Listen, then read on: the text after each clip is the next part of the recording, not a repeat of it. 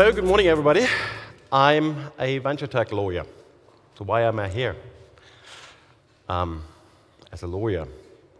Well, I'm interested in you, in your ideas, in your products, because I think these are the future drivers of the economy, and they will also shape my own industry.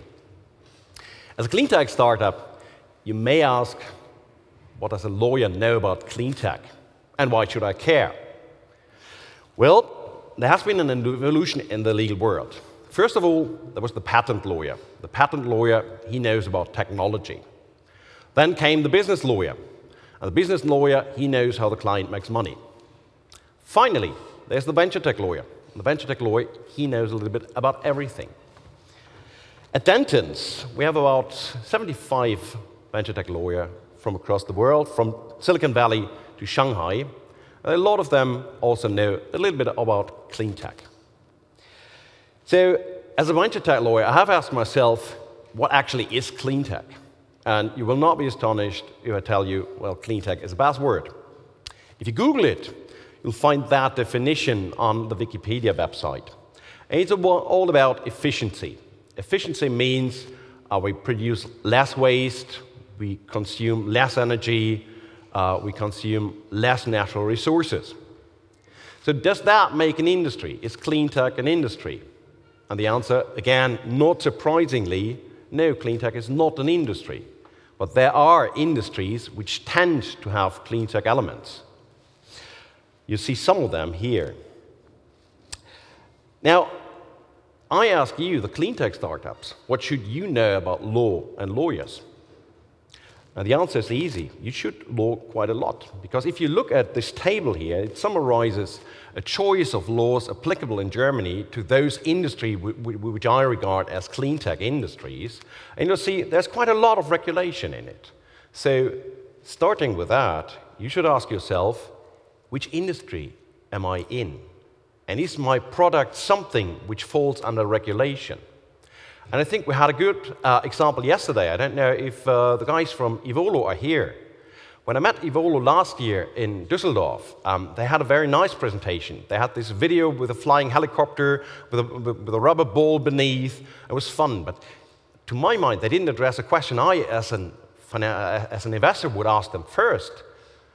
This year they did, because the question is, am I allowed to fly this thing, or do I need a permit?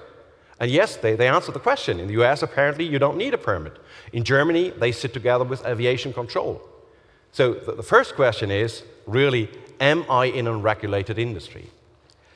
A second question, and you should ask that yourself quite early, which organizational form should my venture have? And here's quite a few you can use in Germany. None of them is better than the other, per se. But the question is, how to choose them. And there are elements like limitation of liability, taxation, minimum capital, and also future financing. So that is a question you have addressed to yourself, and maybe later on to a lawyer. If we talk about financing, we all know the sources of financing. They're quite popular. There's crowdfunding, there are business angel, a lot of venture capital funds are here, there are corporate VCs. So if you speak with them, you're talking about financing. But you will, of course, know that financing is not for free. You have to give your investor something. And here are 3 ways how you can share your venture with your investor. Again, none of these 3, which we use commonly in Germany, is per se better than the other one. But of course, it has implications, mostly tax-wise. So that is something you should ask yourself early when you speak with a financial investor. Well, last but not least, you want to protect your ideas and your products because those are your intellectual property. So intellectual property, can have various forms, which you see here. And to give you an example about how important I think it is to have a proper strategy for intellectual property protection is, we had a client a couple of weeks ago, and these clients, they had a startup, they were quite advanced with a product, they had the company in place, they had the company name, they had the domains for the company and the product, but they started late with asking themselves, what about the patent and the trademark situation? while the patent situation was fine, we discovered that on the trademark side, there were trademark holders of other trademarks which were so similar to the name they wanted to give to their product that it was virtually impossible to market these products under the name they thought about.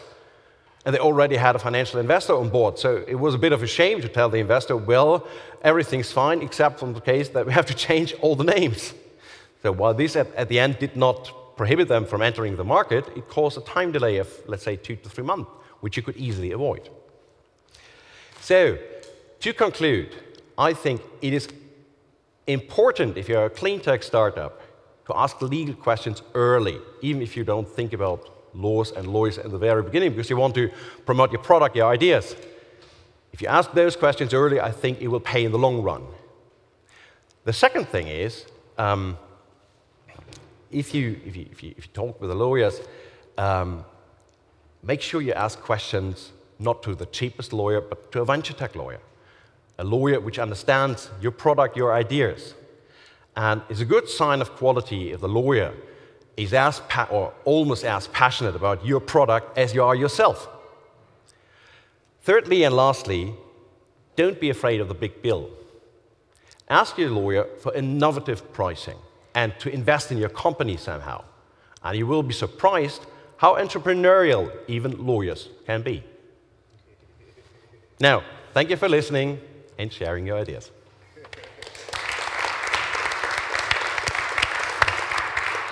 We talked about it before. You are actually sometimes willing to be creative with the cash flow that is coming into your direction when a new company is coming up, and you take into consideration that they are still looking for the big VC, and you are quite flexible in this area, right?